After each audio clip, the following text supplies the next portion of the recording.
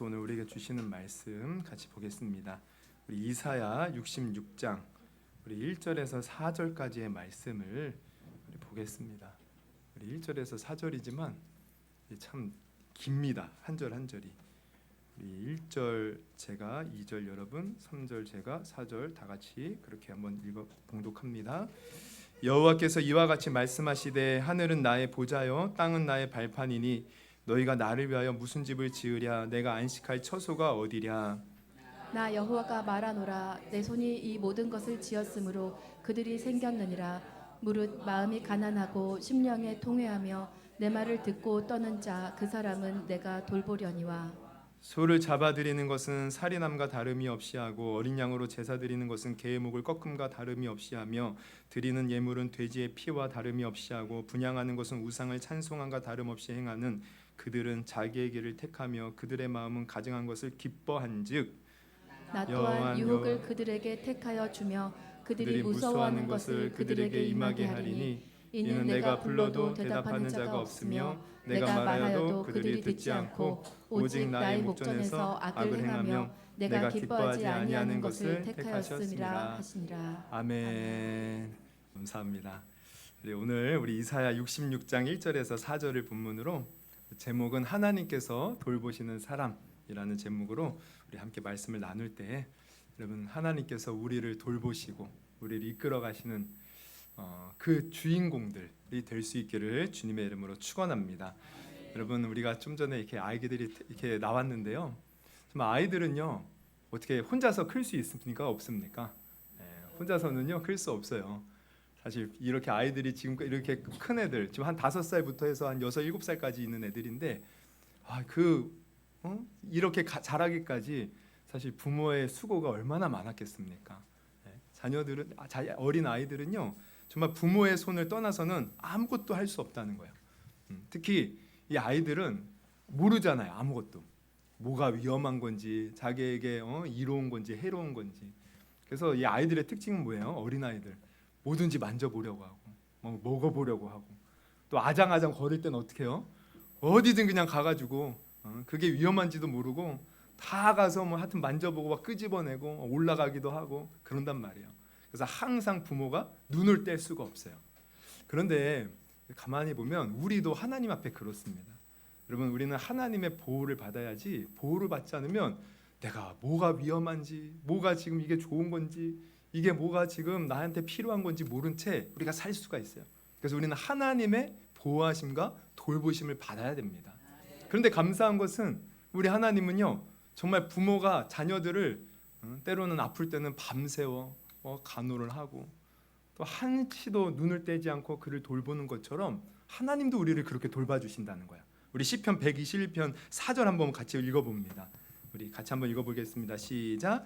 이스라엘을 지키시는 이는 졸지도 아니하시고 주무시지도 아니하시리로다. 할렐루야. 이렇게 졸지도 않고 주무시지도 않고 우리를 지켜주신다는 거야. 오늘 본문도 우리가 2절에 보면 돌보려니와 라는 그런 단어가 나와요. 2절 끝에 보면 돌보려니와. 이 돌본다는 것도요 지금 좀 전에 제가 말씀드렸듯이 부모가 자녀를 돌보는 것, 보호하고 케어하는 것, 바로 이 의미입니다. 하나님은 우리를 돌봐주신다는 거예요. 돌봐주신. 하지만 우리가 생각해보면 문제는 뭔지 아십니까? 우리가 그 하나님의 돌보심을 받으려고 하지 않으려는 것이 문제라는 거예요. 우리 어린아이들 보면 지금 이렇게 초등학교 들어가기 전에는 말도 잘 듣고 얼마나 이뻐요. 근데 좀 커보십시오.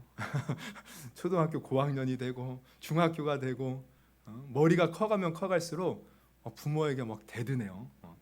부모 말을 막 거역하고 부모가 무슨 얘기를 하면 그거 틀렸다 그러고 부모의 말을 들으려고 하지를 않아요. 보면 어제도 제가 어떤 청년을 만났는데 그 청년이 교회를 오랫동안 쉬고 있는 거야. 그래서 그 부모님과 함께 이렇게 만났어요. 그랬더니 부모가 너 청년 너 교회 가야지 교회 가야지. 내가 알아서 해요. 내가 알아서 해요. 그런단 말이에요. 근데 이게 신앙적으로 보면 우리도 좀 그럴 때가 있어. 하나님은 사실 우리에게 잘 되라고 복 받으라고 때로는 우리가 좀 싫어도 그런 이렇게 말씀들을 주시는데 우리가 그걸 거부하는 거야. 내 마음대로 살겠다는 거야. 근데 우리가 한 가지 알아야 될 것은 세상에서는 내가 때로는 부모의 말 거역하고 살아도요 내가 열심히 노력해서 나름대로 잘 살 수 있을지는 몰라요. 그러나 영적으로 볼 때 우리가 하나님을 떠나서는 우리는 결코 잘 될 수가 없다는 거예요. 하나님을 떠난 인생은 그 영혼이 하나님이 주시는 생명을 공급받을 수 없기에 피폐해집니다. 그리고 그 삶이 어둠의 세력이 지배하는 삶이 되어지고 마지막 하나님을 떠난 삶의 끝은요 형벌이고 지옥이라는 거예요. 그래서 우리는 하나님의 돌보심을 무조건 받아야 돼요. 그래서 하나님의 돌보심을 받으면 어떻게 돼요? 우리가 어디를 가나 하나님과 함께하기에 그것이 푸른 추장이 되고 쉴만한 물가가 되는 거야. 우리 하나님과 함께하는 그 길이 형통의 길이고, 우리가 지난주죠? 우리 지난주 제목이 뭐였어요? 역시 우리 신혜 집사님 최고. 신혜 집사님 때문에 삽니다. 점점 강해지는 삶. 처음에는 미약했을지 모르지만 주님 안에 있으면 점점 강해지는 거야. 할렐루야. 점점 형통해지는 거예요. 그래서 시편에도 아까 우리 하나님은 우리를 졸지도 않고 주무시지도 않고 우리를 돌봐주신다는데 그 이어서 이렇게 보면은 이렇게 나와 있어요. 여호와는 너를 지키시는 이시라. 여호와께서 내 오른편에서 내 그늘이 되시나니. 우리 6절부터 한번 같이 읽어볼까요? 시작. 낮에 해가 너를 상하게 하지 아니하며 밤의 달도 너를 해하지 아니하리로다. 여호와께서 너를 지켜 모든 환난을 면하게 하시며 또 내 영혼을 지키시리로다. 여호와께서 너희 출입을 지금부터 영원까지 지키시리로다. 할렐루야. 주님이 지켜주셔서 어떠한 해도 당하지 아니하고 하나님 안에서 다윗처럼 처음에는 목동에 불과했는지 모르지만 시간이 흐르다 보니 왕이 되었고, 왕으로 끝났습니까? 다윗이 평생 하나님을 섬겼더니 그 다윗을 영원한 왕국을 세우는 축복의 통로로 쓰셔서 다윗의 자손으로 누가 오셨어요? 우리 예수님이 오셨어요. 할렐루야. 우리도 그런 축복의 주인공들이 다 될 수 있기를 주님의 이름으로 축원합니다. 그러기 위해서는 우리가 하나님의 돌보심을 받는 사람이 되어야 돼요. 그러면 누가 하나님의 돌보심을 받는 사람이 될까요? 물론 우리가 다 하나님의 돌보심을 받죠. 근데 아까도 말씀드렸잖아요. 우리가 하나님의 돌보심을 받지 않으려는 사람들이 있다는 거예요. 하나님은 돌봐주려고 하는데 우리는 그래서는 안 되죠. 우리는 하나님의 돌보심을 받는 그 자리에 있어야 돼요. 그러면 그 돌봄의 자리에 있는 사람은 어떤 사람일까? 오늘 본문에 그 비결이 나옵니다. 오늘 2절 우리가 중반을 한번 중반 정도에 보면 이렇게 나와 있어요. 무릇부터 같이 한번 읽어보겠습니다. 시작. 무릇 마음이 가난하고 심령에 통해하며 내 말을 듣고 떠는 자 그 사람은 내가 돌보려니와. 하나님이 어떤 자를 돌보신대요? 무릇 마음이 가난하고, 마음이 가난해야 된대. 그리고 심령에 통해하는 자, 그리고 하나님의 말씀을 듣고 떠는 자. 할렐루야. 그럼 우리가 이러한 자가 되어야 됩니다. 그러면 구체적으로 이러한 사람은 어떤 사람일까요? 첫째, 하나님은 어떤 삶을 돌봐주느냐? 바로 마음이 가난한 사람을 돌봐주신다고 하는데, 그럼 마음이 가난한 건 뭘 말해요? 여러분, 우리가 가난이라는 단어를 들으면 뭐부터 생각해요? 돈 없는 것부터 생각하죠. 돈 없는 거. 가난은 돈이 없는 거예요. 쓸 돈이 없는 거예요. 그리고 또 우리가 가난 생각하면 우리가 이제 여기에 마음이 가난하다고 하잖아요. 그러면 우리가 또 마음이 가난하다 하면 어떤 걸 생각하냐면 욕심이 없는 걸 생각합니다. 욕심 없는 것. 여러분은 어떻게 욕심이 많으신 분 같아요? 적으신 분 같아요? 제 친구가 저한테 그러대요. 야, 너는 좀 욕심 좀 부려라. 너 그렇게 세상 어떻게 살려고 욕심 좀 부려라. 제가 속으로 그랬어요. 나 욕심 많은데. 저 욕심 많아요. 여러분, 욕심이 많습니까? 적습니까? 근데 오늘 말씀은 이 마음이 가난하는 것은 돈이 단순히 없는 것들을 얻는 것을 말하는 것도 아니고, 또 마음이 뭐 욕심이 없는 것을 말하는 것이 아니에요. 사실 성경에서 마음이 가난한 것은 어떤 것을 말하냐면, 나는 연약해. 우리 아까 찬양 불렀죠? 나는 부족해. 그러나 우리 하나님은 대단하시고 위대하시잖아요. 그래서 나는 부족하기에, 나는 연약하기에 하나님만 의지합니다. 세상에 어떤 다른 것을 의지하는 것이 아니라 오직 하나님만 바라봅니다. 이 마음을 가진 사람이 바로 마음이 가난한 사람이에요. 할렐루야. 여러분, 우리가 이 마음이 가난한 자가 되기를 주님의 이름으로 축원합니다. 그래서 우리가 마음이 가난한 것, 이렇게 하나님을 의지하는데, 근데 이 하나님을 정말 의지하려면 먼저는 우리가 알아야 될 것은 내가 정말 연약하다는 것을 알아야 돼요. 내가 정말 부족하구나. 이걸 알아야 됩니다. 여러분은 어떻게 생각하셔요? 나는 어떤 것 같습니까? 연약한 것 같습니까? 부족한 것 같습니까? 나는 어떻게 지혜로운 자 같아요? 무지한 자 같아요? 우리 철학가에 이렇게 이제 그 시초를 우리가 쭉 이렇게 거슬러 올라가면 여러분 철학의 그 시초 중에 이 소크라테스라는 사람이 있어요. 이 소크라테스의 이제 제자가 플라톤이라는 사람인데 이 플라톤이 많은 저서를 남겼거든요. 거기에 이제 자기 스승 이 소크라테스에 관한 이야기가 나오는데 그 중에 어떤 이야기가 나오냐면 이 소크라테스가 한 번은 신전에 이제 당시 이 그리스라는 나라 이제 그때는요 신전들이 있었어요. 그 아테네 여러분 들어보셨죠? 스파르타 뭐 이런 그때 시절에 그때 이제 신전들이 있었는데 이 소크라테스가요 신전에 가서 이제 신에게 물어보는 거예요. 세상에서 누가 가장 지혜롭습니까? 자기가 볼 때는요 자기가 아무리 세상에 많은 지식을 얻어도 모르는 게 너무 많은 거예요. 사람들도 얘기를 해보면 모르는 게 너무 많은 거예요. 그래서 누가 지혜롭습니까? 물어봤어요. 그랬더니 신탁이 떨어졌어요. 뭐라고 떨어졌냐? 네가 지혜롭다. 네가 근데 이게 어리둥절한 거죠. 나는 지금 내가 무식하다고 생각해서 나는 모르는 게 너무 많아서 물어보는 건데 왜 내가 지혜로운가? 그래서 또 물어봤어요. 왜 내가 지혜롭습니까? 그랬더니 또 신이 딱 말이 떨어졌어요. 네가 무식하다는 것을 알기 때문에 네가 지혜롭다. 네가 네 자신을 알기 때문에 네가 지혜롭다라는 거예요. 여러분 우리는 우리 자신을 알아야 돼요. 여러분 우리 자신은 한없이 연약한 자들입니다. 우리는 한없이 부족한 자들이에요. 우리는 한없이 정말 우리의 힘으로는 살 수 없는 연약한 자들이라는 것을 먼저 우리는 깨달아 알아야 된다는 거예요. 정말 그렇지 않습니까? 여러분 우리가 사실 하나님이 없으면 우리는 한순간도 살 수 없는 자들이에요. 이 공기, 이 햇빛, 땅에서 나오는 소산들, 과일들. 어떤 분이 저에게 아주 맛있는 그 야자수 그 열매를 주셨는데 야자수 열매가 그렇게 그 물이요 그렇게 맛있는 줄 저는 처음 알았어요. 예전에도 제가 젊었을 때 한번 필리핀에서 마셔본 적이 있는데 그때는 젊어서 그랬는지 그렇게 막 맛이 없었거든요. 근데 너무 맛있는 거예요. 근데 이 맛있는 것들을 누가 만드셨어요? 하나님 만드셨어요. 우리는 하나님이 주는 것으로 사실 살아갑니다. 하나님이 주시는 호흡 가지고 살고 생명 가지고 살아가요. 근데 이 하나님 없이는 우리 살 수 없는 연약한 자들. 사실 우리는 한 치 앞도 알 수 없고 살아가죠. 내가 오늘 어떤 일들이 벌어질 줄 아시는 분 있습니까? 내일 어떤 일이 벌어질 줄 아는 사람이 있습니까? 아무도 없다는 거예요. 그리고 우리의 몸, 여러분 이 몸은 누구 거예요? 내 거죠, 내 것. 근데 이 몸 내 것인데 내 마음대로 할 수 있습니까?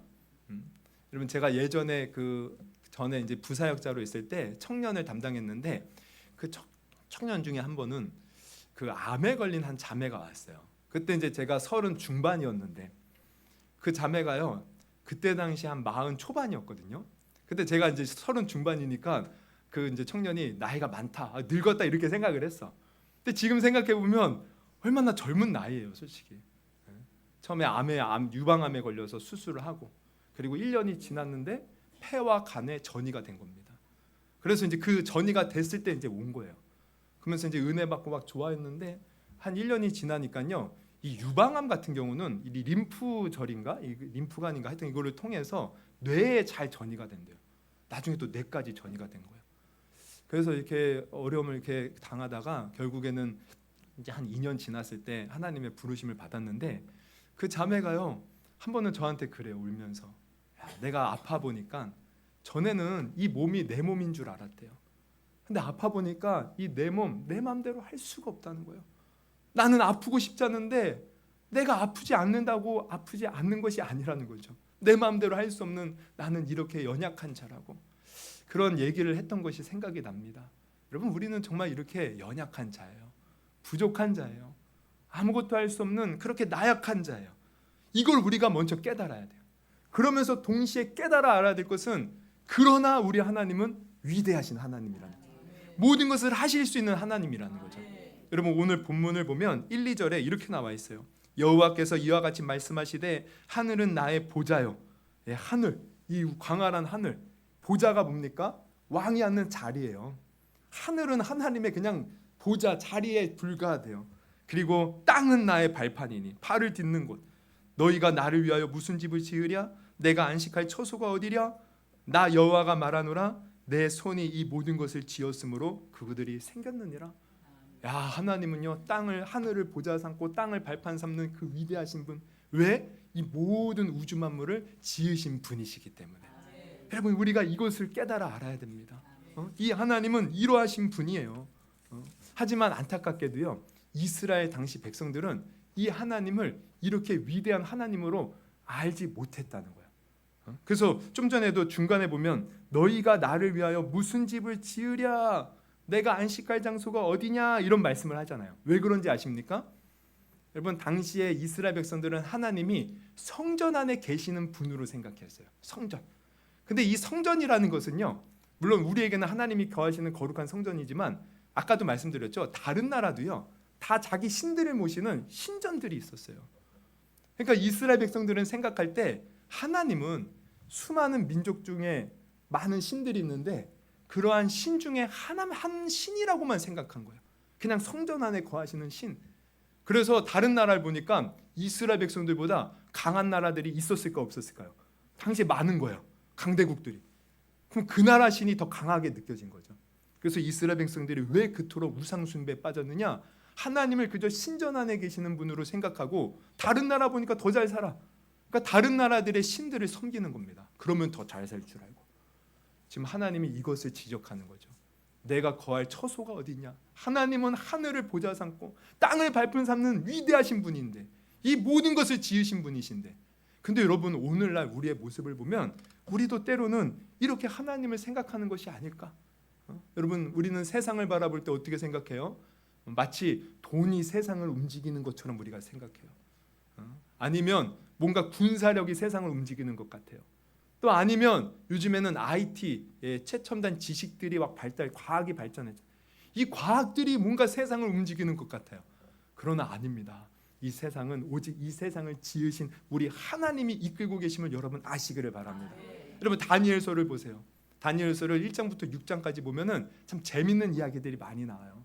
다니엘이 어려서부터 포로로 끌려가서 그곳에서 하나님이 지혜를 주셔서 왕의 꿈을 해몽도 하고, 또 다니엘의 세 친구들이 그 신전에 절 안 했더니 어떻게 해요? 여러분, 제가 넌센스 퀴즈를 내면 가장 나이가 어린 왕이 누굽니까? 느부갓네살 4살, 느부가 4살이라는 거예요. 농담입니다. 어쨌든 느부갓네살이 바벨론의 왕인데 자기를 섬기라고 큰 신전을 만들어 놓고 절하라는 거예요. 자기한테 절하라는 거예요, 결국. 근데 다니엘의 세 친구 어떻게 해요? 결코 나는 절할 수 없습니다. 우리 하나님만 섬기겠습니다. 하나님이 분명히 우리를 지켜줄 줄 믿습니다. 그리 아니하실지라도 우리는 하나님을 배신하지 않겠습니다. 그래서 절 안 했더니 어떻게 해요? 풀무불에 집어넣었어요. 근데 거기에 한 사람, 이 다니엘의 세 친구가 들어가는데 또 어떤 한 사람이 있는 거예요.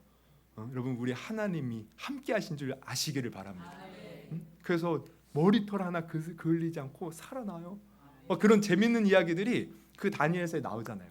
근데 7장 이후에 보면요, 좀 약간 재미없는 얘기들, 약간 이해 안 되는 얘기들이 나와요. 근데 거기 보면은 내 짐승에 관한 얘기가 나옵니다. 다니엘이 한 번은 기도하다가 환상을 보는데 내 짐승, 첫째 짐승은 사자와 같아, 사자. 둘째 짐승은 곰과 같은 거예요. 셋째 짐승은 표범 같고, 넷째 짐승은 열뿔이 달린 아주 뭔가 강한 짐승 같아. 이게 뭔가? 왜 하나님이 이것을 보여줄까? 근데 하나님이 나중에 그것을 깨닫게 하셔요. 첫째, 사자와 같은 짐승은 바로 바벨론이란 나라를 가리킨다는 거예요. 그리고 곰과 같은 것은 그 바벨론이 나중에 바사에, 우리가 알고 있는 페르시아이죠, 이 나라에 의해서 멸망당하던 바사의 나라를 상징한다는 거예요. 그리고 표범은요, 아주 빨라요. 아주 기동력이 좋고 바로 그리스를 가리킵니다. 여러분, 알렉산더 대왕이라고 다 들어보셨을 거예요. 알렉산더 대왕이 젊은 나이에 아주 세계를 제패해요. 빠른 시기. 그 나라를 알려준. 근데 그 그리스란 나라도 나중에 분열되고 멸망당하는데 어떤 나라에 멸망당합니까? 로마. 열뿔을 가진 짐승은 바로 로마를 가리킨다. 근데 실제 역사를 보니까 그렇게 흘러가요. 이 말은 뭘 말합니까? 우리 하나님이 이 세상의 역사를 주관하고 계시다는 거예요. 여러분, 지금도 돈이, 군사력이, IT, 기술이 이 세상을 움직이는 것이 아닙니다. 우리 하나님이 이 세상을 붙들고 계심을 여러분 아시기를 바랍니다. 그래서 하나님이 이 위대하심을 우리가 깨달아 알아야 돼요. 우리는 그 하나님 앞에 아무것도 아닌 존재.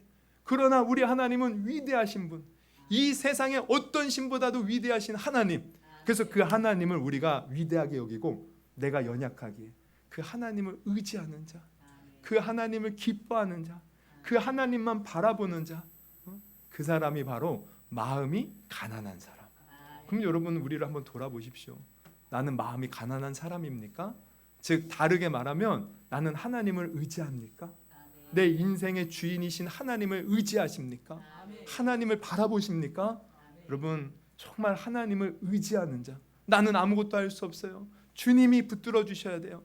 그리고 주님을 의지할 수 있는 마음이 가난한 자가 되기를 주님의 이름으로 축원합니다. 이러한 자를 우리 하나님이 돌봐주신다는 거야. 돌봐주신다는 거야. 또 둘째로 하나님께서는요 심령에 통해하는 자를 돌봐주신대요. 심령에 통해하는 자. 그럼 이것은 또 무슨 말입니까? 먼저 통해하다. 통해하다는 것은 제가 사전의 의미를 찾아보니까 몹시 뉘우친다는 의미예요. 몹시 뉘우친다. 좀 더 자세하게 풀어 설명해 드리면 자기가 지은 죄를 뉘우치고 다시는 죄를 짓지 아니하겠다고 결심하는 것. 그런데 여기서 보면 심령에 통해하는 거래요. 이 심령은 우리의 영혼을 말해요. 루아흐. 이 영어로 말하면 스피릿. 우리 영혼을 말하는데, 그러니까 이 통해하는데 그냥 나 잘못했어요. 그리고 나중에 또 가서 잘못했으면 안 해야 되는데 또 그 짓을 한다. 이거는 심령에 통해하는 게 아니에요. 정말 마음 깊은 곳, 내 영혼, 거기서부터 우러나오는 그 회개. 그래서 다시는 그 죄를 짓지 않겠다고 몸부림치면서 하나님 앞에 나가는 자. 그러면 이렇게 심령에 통해하는 자를 우리 하나님이 지켜주시고 돌봐주신다는 겁니다. 그래서 우리는 하나님 앞에 항상 내 자신을 돌아보면서 내가 연약하지만 또 내가 하나님 앞에 얼마나 많은 죄를 지으면서 살고 있는지 몰라요. 그 하나님 앞에 언제나 회개하는 마음으로 주님, 나는 오늘도 넘어지고 쓰러졌지만 주님이 나를 용서해 주실 줄 믿습니다. 그러면서 정말 진실하게 나가는 사람. 여러분 이러한 사람을 돌봐주신다는 것을 아시길 바랍니다. 그런데 우리의 모습을 가만히 보면 여러분 우리가 하나님께 얼마나 회개를 하면서 살고 있을까? 여러분 한번 한 주를 돌아보십시오. 나 하나님 앞에 잘못했습니다. 정말 마음의 심령에 통해하면서 어떻게 그렇게 사셨어요? 우리 솔직히 예배를 드리면서도 이렇게 심령에 통해하는 일들이 별로 일어나지 않는 것 같아요. 찬양을 하면서도 말씀을 보면서도 그 왜 그렇습니까? 왜 그렇습니까? 아까도 봤지만 사실 우리가 우리의 죄가 보이지 않기 때문에 그래요. 내 죄가 안 보이는 거예요. 그리고 누구의 죄만 보여요? 남편의 죄만 보여요. 저 옆에 앉아 있는 집사의 죄만 보여. 저 목사님의 실수만 보여. 여러분 우리의 눈은요 다른 사람의 죄를 볼 것이 아니라 사실 나를 봐야 돼요. 우리 아까 김성룡 우리 안수 집사님이 그랬잖아요. 다른 사람 탓하고 다른 사람 죄 보기 전에 나의 들보를 보게 해주옵소서. 제가 얼마나 감동받았는지 몰라요. 그래, 나의 들보를 봐야 된다. 나를 봐야 된다. 나를 봐야 된다. 그러니까 사실 이 설교도요 저는 저에게 하는 거예요. 어떤 목사님의 설교를 가만히 들어보면 때로는 계속 성도들의 죄만 지적하는 설교가 있기도 해요. 근데 진짜 설교는 목사도 나에게 하는 설교가 되어야 돼요. 나의 죄를 보면서 나의 죄를 하나님 앞에 내어놓으면서 여러분 정말 우리의 죄를 보면 얼마나 많은 죄들이 있는지 몰라요. 그 이제 책 어떤 이제 기독교 서적 중에 네가 나의 영광을 짓밟았다라는 그런 책이 있어요. 이제 저분이 최요나 선교사님이신데 이 선교사님이 이제 쓴 책입니다. 이제 거기 보면 이런 간증이 실려 있어요. 그분이 정말 20년 넘게 선교를 한 아주 베테랑 선교사님이셔요. 한 번은 2016년에 이제 안식년을 맞이해서 이제 한국에 와서 좀 이제 쉬는데 그때 당시 마침 그때가 이제 그 종교개혁 500주년 기념이 되는 해라서 그 어떤 예배에 참석했대요. 그 기념 예배. 근데요 정말 항상 이렇게 뭐 이렇게 쉬고 있으니까 또 마음이 그때 좀 뭔가 이렇게 여러 가지 선교에 여러 가지 일들이 있어서 마음이 그렇게 좋지는 않았대요. 마음도 냉랭하고 예배에 왔는데 뭔가 이렇게 감흥이 없이 그냥 앉아 있는 거야. 별 생각 없이 앉아 있는 거야. 그냥 뭐 간절히 바라는 것도 없고 그냥 형식적으로 와서 앉아 있는 거예요. 여러분 혹시나 오늘 그러한 사람이 있다면 여러분 회개하셔야 돼요. 그분들 그냥 앉아서 그냥 형식 없이 그냥 형식적으로 아무 생각 없이 앉아서 앉아 있었어요. 그러면서 이제 이렇게 예배를 드리는 중에 어떤 목사님이 나오셔서 우리 이제 종교개혁 이런 좀 기도 제목을 가지고 우리 기도합시다. 근데 우리 종교개혁의 모토가 오직 성경, 오직 예수, 오직 하나님의 영광을 위하여 이거거든요. 그러니까 이제 마지막에 하나님의 영광을 위해서 우리가 기도합시다. 그래서 이제 기도를 이렇게 했어요. 우리가 주여 3번 부르고 기도하지 통성으로 합심해서 기도를 하는데 처음에는 그냥 아무 생각 없이 몇 마디 뭐 그냥 기도를 했대요. 근데 갑자기 하나님의 그 음성이 심령 깊은 곳에서부터 들려오더라는 거예요. 뭐라고 들려오느냐? 네가 나의 영광을 짓밟고 있다. 근데 처음에 그 말이 수긍이 안 되더래요. 아니 자기는 지금 20년 넘게 세상의 모든 좋은 것을 내려버리고 가서 선교하지 않았습니까? 자식들 싫다고 하는데 억지로 끌고 가서 선교하지 않았습니까? 우리 아내 가서 고생시키면서 선교하지 않았습니까? 근데 내가 무슨 하나님의 영광을 짓밟았습니까? 근데 하나님이요 그 순간 파노라마처럼 자기가 살아온 모습들을 보여주더래요.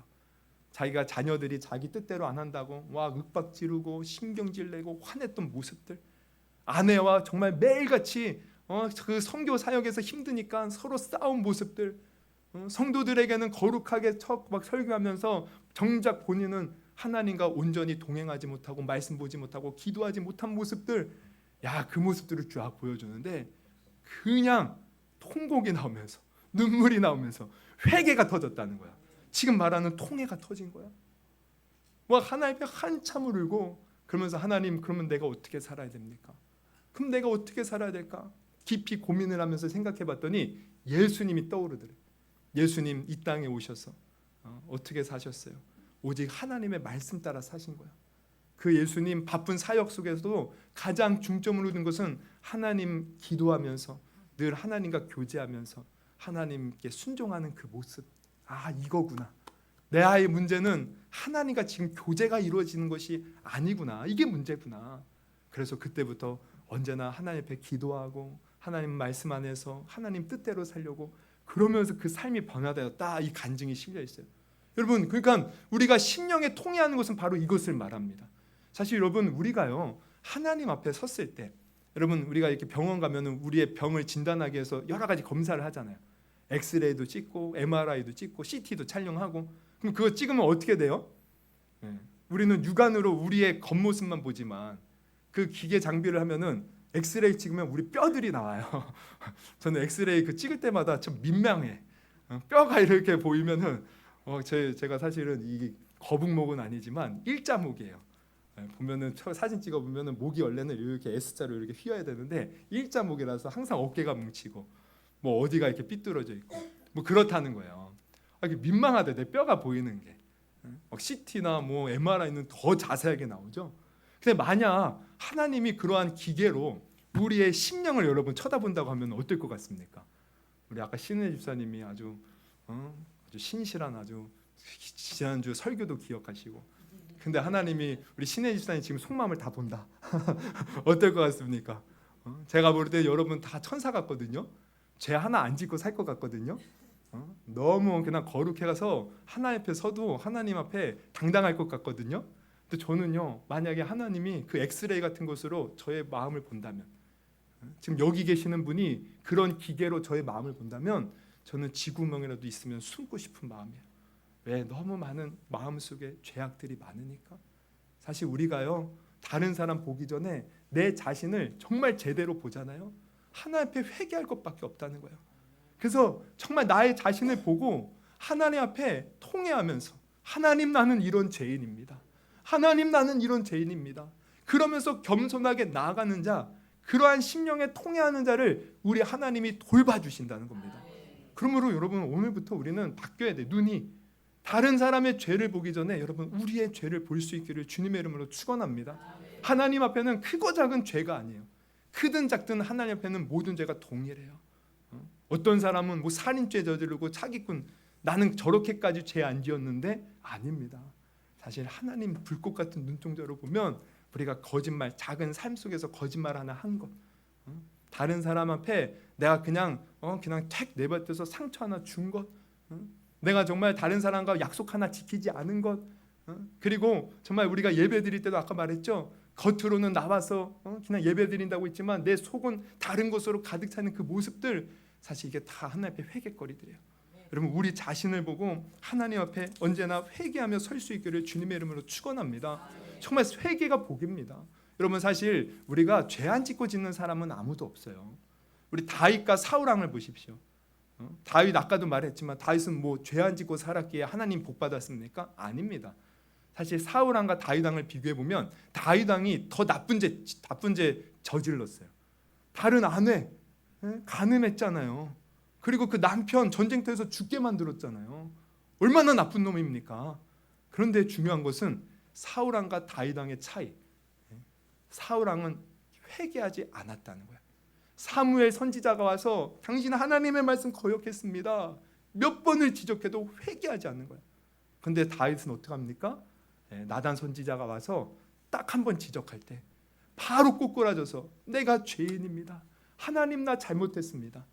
그래서 하나님은 그 다윗을 끝까지 버리지 아니하시고 예수 그리스도가 오는 그 축복을 그 가문에 주신 줄 여러분 아시기를 바랍니다.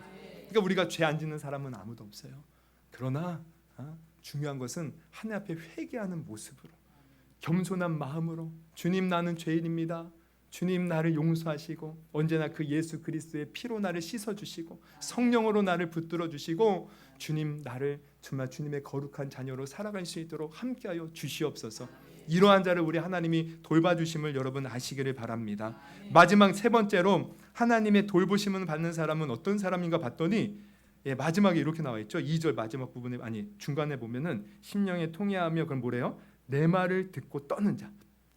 하나님의 말을 듣고 떠는 자를 하나님이 돌보신대요. 그럼 이 말은 무슨 얘기입니까? 하나님의 말을 듣고 떤다는 건 뭐예요? 두려워한다는 거예요. 그 말씀을 듣고 두려워하면서 그래, 이 말씀대로 살지 않으면 나 큰일 난다. 이 말씀대로 살아야지.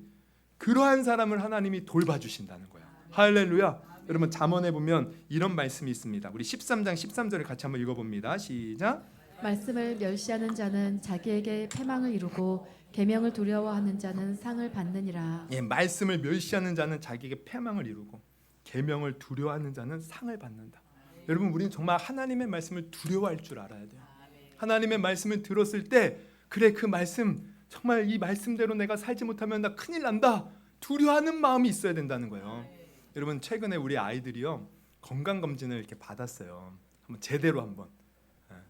그래서 우리 아이들 뭐 아시는 분은 아시겠지만 첫째는 우리 없죠 지금. 조용히 우리끼리 얘기하고 끝나는 거예요. 통통합니다. 통통해요. 우리 둘째는 그래도 통통하진 않고 말랐는데 어쨌든 뭔가 이렇게 건강 한번 체크해보고 싶었는데 건강 검진을 받았는데 좀 건강 검진이 이렇게 결과가 좋게 안 나왔어요. 그래서 둘 다 이제 나온 소견이 뭐냐면 영양분이 부족하다, 비타민이 부족하다는 거야. 특히 비타민 D. 왜 맨날 집안에서 나가지도 않고 TV 보고 게임하고 이러니까 이 D가 부족하대. 햇빛을 봐야 되는데. 그리고 또 우리 첫째 같은 경우는 콜레스테롤 수치가 높대요. 안 좋은. 그리고 우리 둘째 같은 경우는 약간 척추가 휘어 있다는 거예요, 조금. 그래서 우리 의사 선생님이 이렇게 이제 검사 결과를 이렇게 알려주면서 우리 첫째한테 그랬어요. 야, 너 이렇게 살면 앞으로 지금처럼 이렇게 살면 20, 30대에 너 급사한다. 급사? 그랬더니 급사가 뭐예요? 물어봤대요. 그랬더니 급사가 뭐냐면 갑자기 죽는 거야. 너 20, 30대 이렇게 살다가 갑자기 죽어. 겁먹은 겁니다, 얘가. 집에 와서요. 그렇게 좋아하던 과자를 안 먹네요. 어저께도 엄마랑 이렇게 밤에 어디 이렇게 산책하러 갔다가 편의점에 갔다 왔는데 아무것도 안 사왔어요. 그래서 야, 웬일로 아무것도 안 사왔냐? 가만히 있어. 엄마가 옆에서 의사가 먹지 말라 그랬잖아. 그러더니 우리가 비타민제를 이렇게 샀어요. 부족하니까. 근데 옛날 같았으면은 막 맛이 이상하다고 안 먹었을 거예요. 근데요, 막 아침에 오늘도 아빠 이거 먹어? 자기가 먼저 먹어야지. 자기가 먹는 거예요. 그 맛이 이상하다고 하면서도. 뭡니까? 여러분, 세상에서도요 이렇게 권위자의 말을 듣고 그 말을 듣고 무서워 떨잖아요. 여러분, 근데 우리 하나님의 말씀을 듣고 왜 우리는 떨지 않습니까? 왜 그 말을 듣고도 무서워하지 않습니까? 하나님 분명히 세상을 향해서 선포했어요. 아들을 믿는 자는 구원을 받는데 믿지 않는 자는 심판을 받는다. 지옥에 간다. 왜 그 말을 무시합니까? 수많은 사람들 무시하잖아요. 우리 믿는 자들도 마찬가지예요. 우리가 주님을 믿는다고 하면서 우리 주님 분명히 말씀하셨어요. 누구든지 주여 주여 하는 자마다 천국 들어가는 것이 아니라 다만 아버지의 뜻대로 행하는 자라 들어간다. 근데 말로는 믿는다고 하면서 나는 아버지의 뜻대로 행하지 않고 내 마음대로, 내 생각대로, 내 기분대로, 내 감정대로, 내가 보이는 대로 전혀 하나님을 무수하는 마음이 없다는 거죠. 지금 이스라엘 백성들도 사실 그랬어요. 그래서 오늘 본문을 보면 3절부터 보면 이러죠. 소를 잡아 드리는 것은 살인함과 다름이 없이 하고 어린 양으로 제사 드리는 것은 개의 목을 꺾음과 다름이 없이 하며 드리는 예물은 돼지의 피와 다름이 없이 하고 분향하는 것은 우상을 찬송함과 다름없이 행하는 그들은 자기의 길을 택하며 그들의 마음은 가정한 것을 기뻐한즉. 이게 무슨 말입니까? 지금 여기서 보면은 소를 잡고 어린 양 잡고 뭐 예물 드리고 이게 지금 하나님 앞에 예배 드리는 모습이에요. 그들이 예배의 삶을 살긴 살았어요. 그런데 삶 속에서 하나님 말씀 따라 사는 모습이 없이 자기 마음대로 죄를 지며 사니까 하나님이 이 제사, 이 예배를 받지 않으시겠다는 거예요. 너무 가증하다는 거예요. 그러면서 하시는 말씀이 뭡니까? 4절에 나 또한 유혹을 그들에게 주며 그들이 잘못된 길을 가서 망하는 그런 유혹, 그들이 무수하는 것을 그들에게 임하게 하리니. 그러면서 뭐라 그래요? 이는 우리 한번 같이 읽어봅니다. 시작. 이는 내가 불러도 대답하는 자가 없으며 내가 말하여도 그들이 듣지 않고 오직 나의 목전에서 악을 행하며 내가 기뻐하지 않은 것을 택하였습니다. 그러니까 하나님께서요 끊임없이 그들에게 이렇게 살면 안 된다, 너희들 내 말 듣고 돌이켜라 말을 했는데 듣지 않았다는 거예요. 여러분 사실 하나님은 오늘도 우리에게 말씀하셔요. 오늘도 우리에게 어떻게 살아야 되는지 다 알려주십니다. 사실은 내가 귀를 닫고 있는 거예요. 그 말을 무서워하면서 떨지 않는 거예요. 여러분 우리는 절대 그러한 교만한 자가 되지 않기를 주님의 이름으로 축원합니다. 정말 우리는 하나님의 말씀에 귀를 기울여야 되고 그 말씀대로 살아야 됩니다. 그리고 듣고서 그냥 예배 시간에 은혜 받는 것으로 끝이 아니라 정말 우리 삶 속에 그 말씀을 실천하면서 살아야 돼요. 그래서 올해 우리가 이 표어가 뭡니까? 우리 다시 한번 읽어볼까요? 표어? 네, 이 열매 맺는 게 어디에서 열매 맺어야 돼요? 예수 안에서 열매 맺는데 우리의 삶의 현장에서 열매 맺어야 된다는 거예요. 단순히 교회에서만 열매 맺는 게 아니에요. 여러분의 가정에 가서, 직장에 가서, 사업장에 가서, 한마디로 내 모든 삶 속에서 예수 안에서 우리는 열매 맺어야 돼요. 왜? 하나님이 그렇게 하라고 하셨으니까. 그래서 그렇게 우리가 살 때 하나님은 내 말을 듣고 떠는 자, 내 말을 청종하는 자, 내 말을 경외하는 자, 그러한 자를 어떻게 하신다고요? 돌봐주신다는 거예요. 돌봐주신다는 거예요. 여러분 우리 하나님이 우리를 돌봐주시기를 원하셔요. 기독교의 이 가나 어떤 시를 보면 그러한 시가 있어요. 발자국이라는 시. 이 시의 내용은 이런 겁니다. 어떤 사람이 이제 하나님을 신실하게 믿는 사람이 한 번은 꿈을 꿨어요.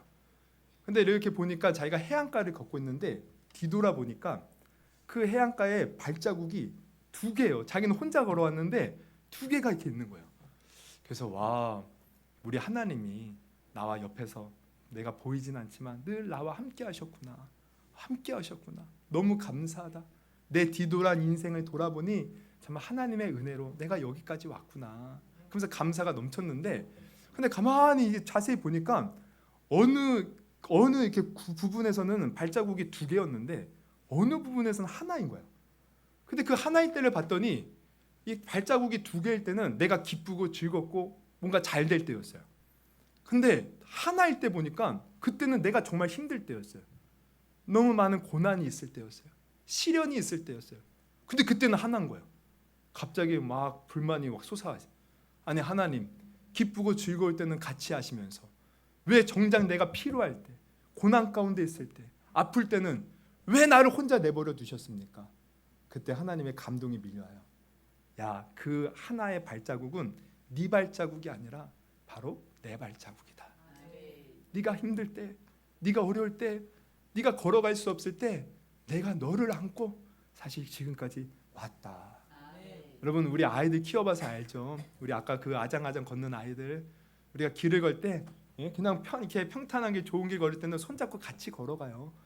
근데 막 흙탕물이 있고 장애물이 있으면 어떻게 합니까? 아빠가 번쩍 알고 안고서 걸어가잖아요. 여러분, 우리 하나님은 이렇게 우리를 돌봐주시기를 원하십니다. 하나님은 이렇게 우리를 사랑하셔요. 근데 우리는 그 하나님의 돌보심을 왜 자꾸 거절하려고 합니까? 여러분, 오늘 이 말씀을 통해서 우리가 깨닫기를 바랍니다. 정말 우리는 하나님의 돌보심을 받아야 돼요. 그럼 어떤 사람이 돌보심을 받아요? 바로 마음이 가난한 자. 하나님, 내 인생 내 마음대로 살 수 없습니다. 내 인생 내 마음대로 살 수 없습니다. 주님 의지하오니 나를 붙들어 주옵소서. 또 하나님, 정말 내 자신을 보니 참 내가 죄인입니다. 주님, 나를 용서하시고 나를 불쌍히 여겨주시고 주님, 나를 이런 나를 버리지 마시고 나와 함께하여 주옵소서. 또 어떤 자예요? 바로 하나님 말씀만 하옵소서. 내가 그 말씀대로 살겠습니다. 두려워 떠는 자. 그래서 우리가 이러한 사람이 되어서요, 정말 평생토록 하나님의 돌보심을 받고, 그래서 우리가 지난주 말씀처럼 점점 강해지는 자. 지금 시작은 미약할 수 있어요. 그러나 점점 하나님 안에서 잘 되는 자. 여러분, 지금 잘 나간다고요? 그거 좋은 것 아닙니다.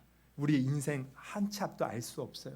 하나님 안에 있어야 지금 잘 되는 사람 더 잘 되는 것이고, 지금 안 되는 사람도 잘 되는 것이고, 우리 하나님 안에서 형통하게 되는 줄 믿습니다. 우리 그런 저와 여러분이 되기를 주님의 이름으로 축원합니다. 우리 그러기를 원하시는 분 한번 두 눈을 감으시고 우리 한번 기도해 봤으면 좋겠어요. 여러분, 나는 하나님의 돌보심을 받아야 되는데 정말 나의 마음은 가난합니까? 정말 하나님 없으면 안 된다는 마음이 있습니까? 그리고 나의 마음은 겸손합니까? 자꾸 남의 죄만 지적하면서 그들을 비난만 합니까? 아니면 정말 나의 죄를 보면서 하나님 앞에 심령에 통회하며 살아가고 있습니까? 그리고 하나님께서 끊임없이 내게 말씀하시는데 나는 과연 그 말에 얼마나 집중하고 그 말을 떨면서, 그 말씀에 떨면서 그 말씀에 순종하려고 합니까? 우리가 정말 이렇게 겸손하게 되어서 하나님의 돌보심을 받는 자가 되게 해달라고 이 시간 한번 우리 뜨겁게 한번 기도해 봤으면 좋겠어요. 우리 결단하는 마음으로, 결심하는 마음으로 하나님 나를 지켜주시고 돌봐달라고 우리 한번 그렇게 들은 말씀 놓고 주여 3번 부르시고 우리 한번 기도하도록 하겠습니다. 주여